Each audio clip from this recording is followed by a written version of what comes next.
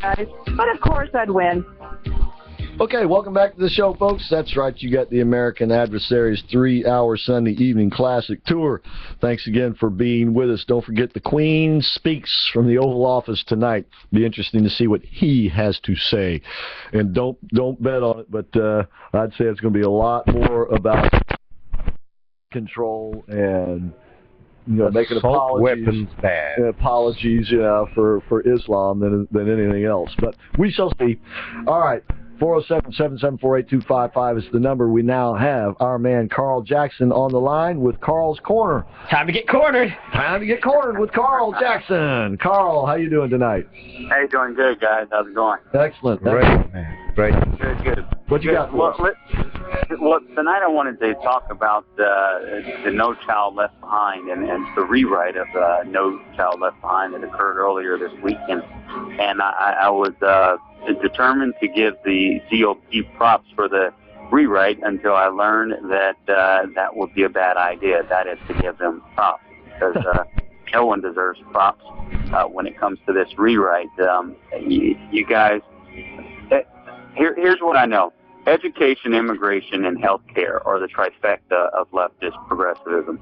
And the reason why I believe the right has so inadequately campaigned over the last half century is because they failed to take care of these areas, education, immigration, and healthcare. And now we see them all growing. And with this new proposal or this new rewrite of No Child Left Behind, I thought it was a great way to, even if they didn't do much, if they were to scale back spending and federal government encroachment into healthcare, I figured it'd be a great start for the next, hopefully, conservative president to come into the White House and start scaling back these federal entitlements and federal government encroachment into state and local schools.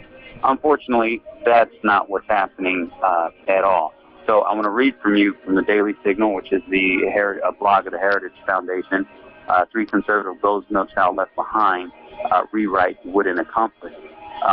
So here's what we know. The proposal known as the Every Student Succeeds Act would make some important changes to No Child Left Behind, such as eliminating adequate yearly progress mandates, which are standardized testing benchmarks, as you guys know. But here's the problem. Here are the 3 things that won't happen. Allowing funding for Title I to be made portable by states, and Title I is federal funding for low-income kids. Number 2, allowing states to completely opt out of federal programs through the A+ provision. And number 3, cutting programs and spending that have accumulated over the decades. So, and this No Child Left Behind, if you rewrite, if you thought we were going to get any cuts in spending, no, we were so wrong. It's pretty painful. As a matter of fact, there's the creation of new programs, several major new programs, in fact, and initiatives maintaining a program for every problem structure.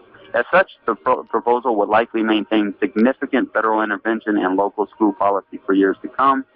This, according to heritage.org, this article goes on to remind us that in 2009, Obama created the School Improvement Grant Program as a standalone program funded primarily by the stimulus package that was geared toward turning around the worst performing schools in the state through specific interventions tied to that stimulus package.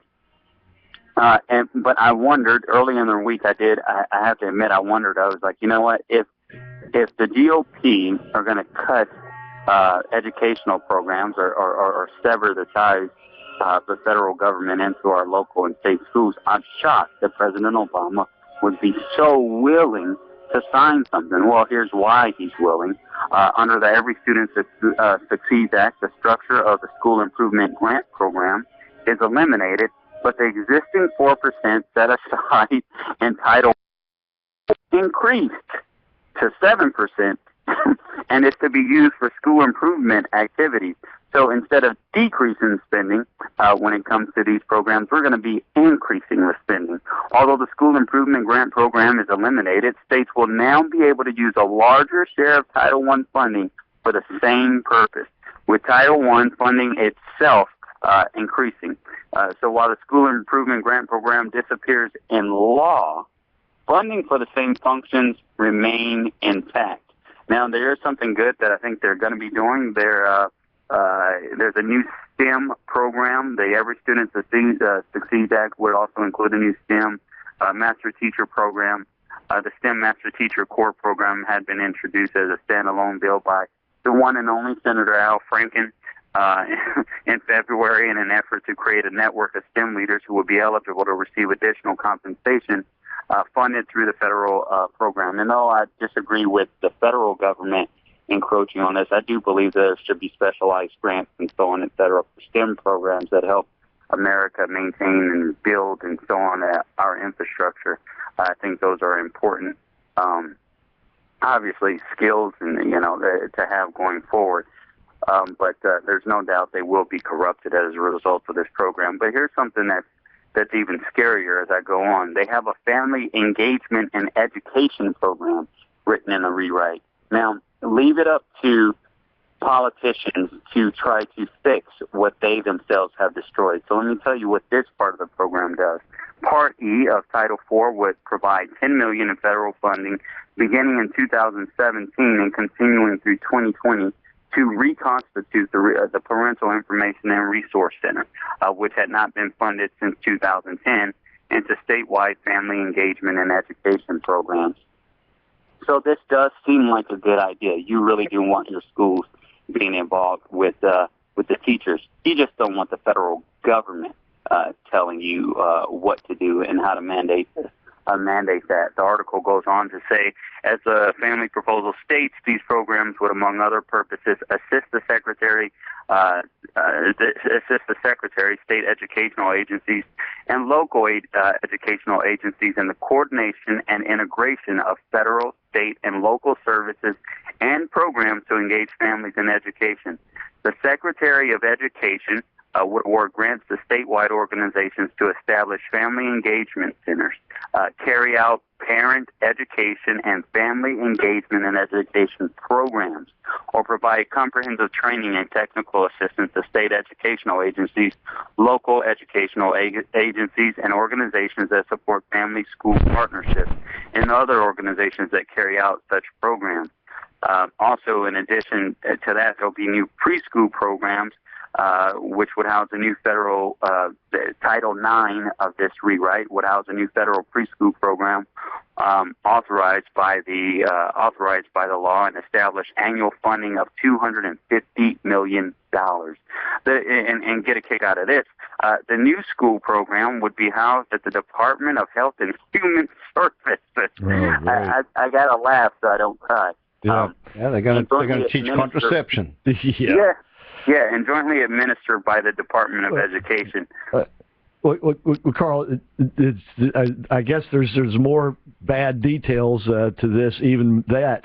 Why is the Congress even at this time? I mean, what's... Yeah, and how far along has it gotten, do you know? Yeah. At this point, it's past the House. It has passed the House. And as you said, it happened this week. It happened earlier this week. Yeah, it happened earlier this week, and unfortunately, due to the Islamic terrorist attack in San Bernardino, California, we didn't pay much attention to it. But this is the stuff that's happening on the fly that we always have to be careful of. Well, see, I believe this is part of this budget package that they have to put together here by, the end of this week or something, or the government's going to shut down. And so I assume that this is part of them spending the money that they've already allocated, a month or so ago. Right.